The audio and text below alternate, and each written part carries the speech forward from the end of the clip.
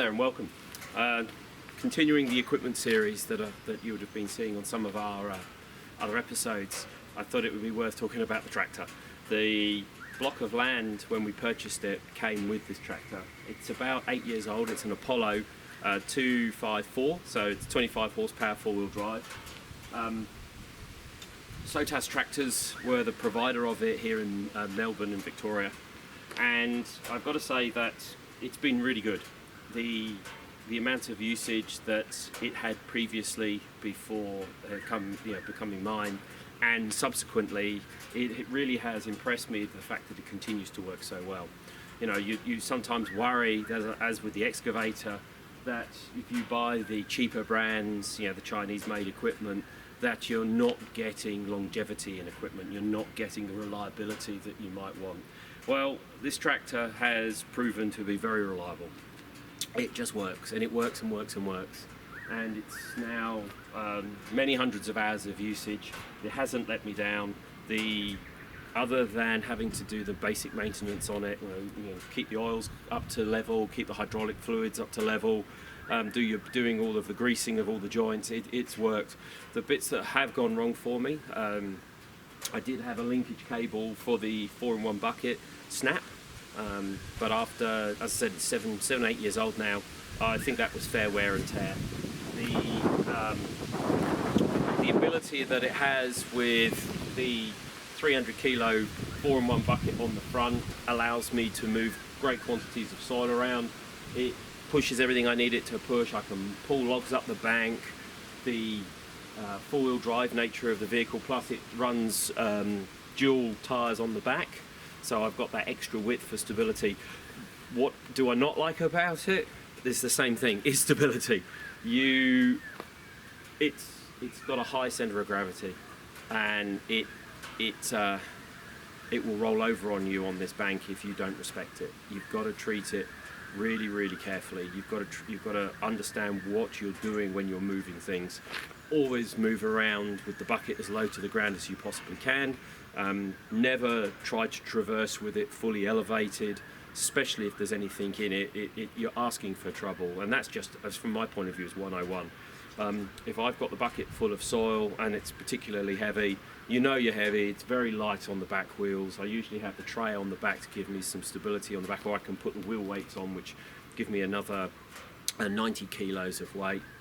The bucket, as I said, keep it inch off the ground everywhere you go, and just be mindful that if you're on some of the slopes of this, on our block, any kind of slopes, that this tractor is topple. It will topple on you. So from that point of view, that's the downside of it. Other downside is it doesn't have a radio, which I would have really appreciated a radio, but you don't need air conditioning because you're out in the elements. What I'll do now is I'll move before to the other camera and we'll have a walk around, and I'll just talk you through some of the components of the vehicle. Okay, so let's have a look at the Apollo tractor.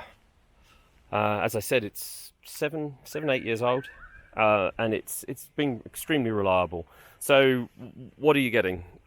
This was about 22,000, I believe, thereabouts, when it was purchased new. It is a 18.4 kilowatt engine. It's got a 25 horse, and it's four-wheel drive. We run dual wheels on the back. Basically, it gives me a much wider track on the back for better stability, gives me extra weight. I tend to run around with the tray on the back as well to give me that extra weight for when I'm moving large amounts or heavy soils around. It's got all of the bits that you would normally expect to see. It's got the PTO down here. You've got an external hydraulic feeds as well if you're using a backhoe or any piece of equipment that needs hydraulics on the back, and then the 3-point hitch, which is pretty stock standard, and it works remarkably well. No frills. It's what I like about this one, actually, compared to, I looked at the Kubota, the small Kubota, and it's little things like this one has a rear piece of steel around there which you sit inside, which means I can chuck junk in here. I've got bits of rope and I've got odd shackles and whatnot I can have here, where when I looked at the Kubota example, this is open, the seat sits just above the axle, and you don't have that that convenience of space. You know, I've got all bits and pieces kind of just stashed away in here. I've got pulleys, and I've obviously taken myself a few souvenir bits of rubbish as well where I've been using it. It's really straightforward to maintain. One of the later modifications that came on the newer machines is the diesel filler. Actually, this hole has been added to the newer machines. I added this one. I just cut a hole through because I was getting sick and tired of having to constantly lift the hood up to be able to put diesel in it. Plus, I'll come to one of my clumsy errors. This guard you have to unbolt.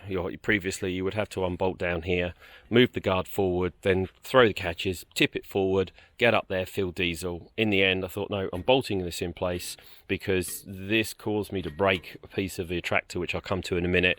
I drilled a hole through the top, and now I just can therefore put the funnel in and work it. When I got this tractor originally, all of the pipe work was beautifully laid here and all symmetrical all the way. Hang on, you can't see what I'm looking at. Was all beautifully laid through and was symmetrical all the way through.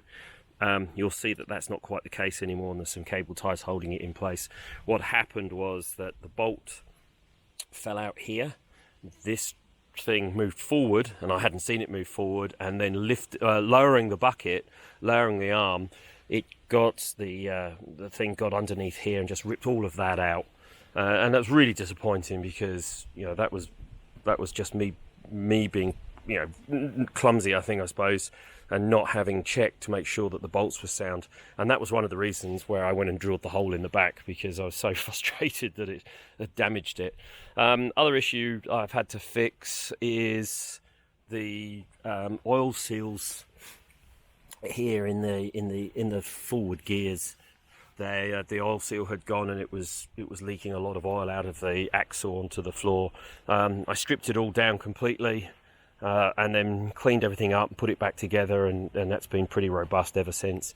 But on the face of it though, it's been a good tractor. It's done lots and lots of work.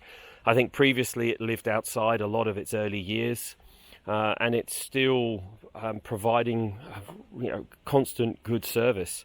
The controls are very easy to use. In fact, if I come up here, you can see that it's really quite straightforward in the what you've got to use. You've got 3 forward gears, or 3 main gears. You've got the low, medium and the high, and then over this side you've got your 3-speed box. If we look down here, so you've got 1, 2, 3 and reverse, and you get 3 of those in each of the other selectors. So there's 9 forward gears and 3 reverse gears. You've got your Pto Engage here, which has been really very good. I use the thrasher on the back, I use the tray on the back, I've got a rake, I've got a grader. Now also, when I got the tractor, it also came with a cultivator and a cutting head, but I had no use for those, and they didn't look like they'd ever been used, so I actually sold those separately. And the other thing down here, of course, amongst all my ropes, is the lift for the rear. But running the tractor, it always starts reliably, it always works well. You get a manual throttle if you want, if you're using the PTO, so you don't need to sit in the vehicle, which is just here. I can speed the device up or slow it down. And then the driving of it,